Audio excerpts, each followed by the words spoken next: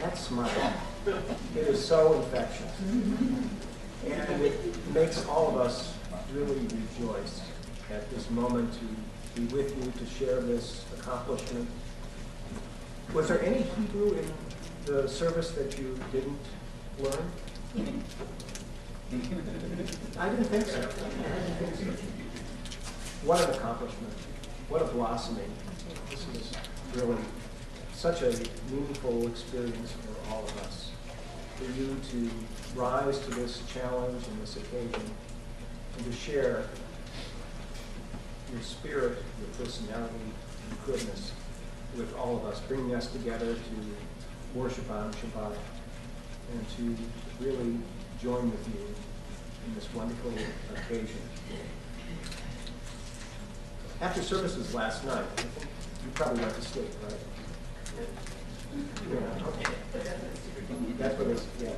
We told you to go to sleep. But I stayed up all night long. And I was studying.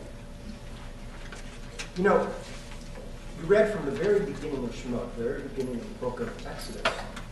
And from the end of Genesis, from Bereshit till Exodus, 430 years passed.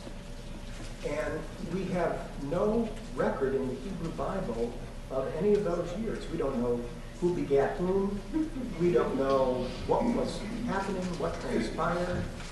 All we know is that at the very beginning of Exodus, people that were privileged were then enslaved.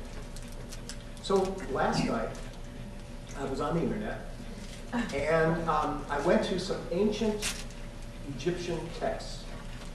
And thankfully they were translated because I'm not good in Arabic. And I read very clearly. Joseph was this privileged man in Egypt, second in command to the Pharaoh.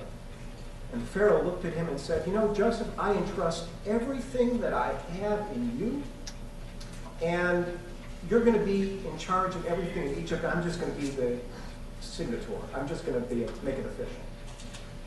So the Pharaoh, Joseph, said, you know, these Hebrews, they must have something very, very special. So the Pharaoh one day came to Joseph and said, Joseph, what is your official Hebrew name? I know that for a long time you portrayed to be an Egyptian, but you're a Hebrew. So what was your original Hebrew name? And he said, my original Hebrew name was Yosef ben Yaakov, Joseph, the son of Jacob.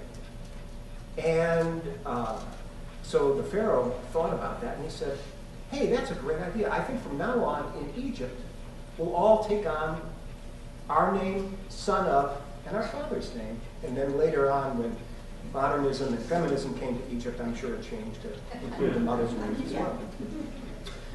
So that was a custom for 430 years.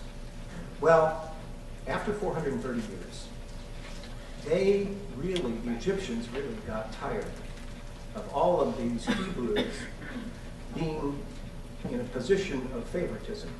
So they knocked it out. And from that time forth, so by the time that Moses came into being, they had stopped the tradition of calling themselves by their name, son of, and their ancestry, their father's name. So we don't know what Pharaoh's last name is.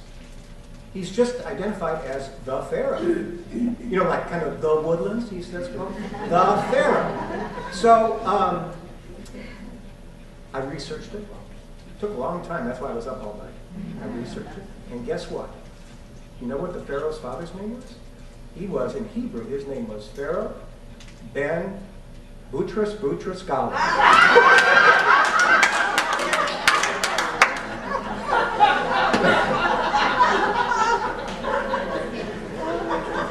I'm sorry to put you through that, Zack.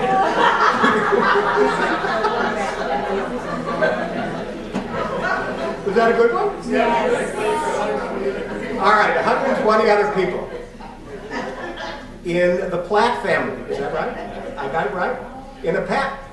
Oh, and at your wedding. All right. I think that Boutros Boutros-Ghali was the Secretary of the United Nations, General Secretary of the United Nations. And somehow it got into your wedding, right? And from that time on, every life cycle event in the Platt family had to incorporate Boutros Boutros-Ghali in some way, shape, or form. So I had a challenge with Aaron to figure out how am I going to get Boutros Boutros-Ghali.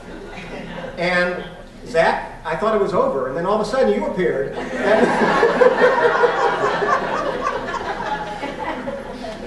So I apologize for what I just said to you.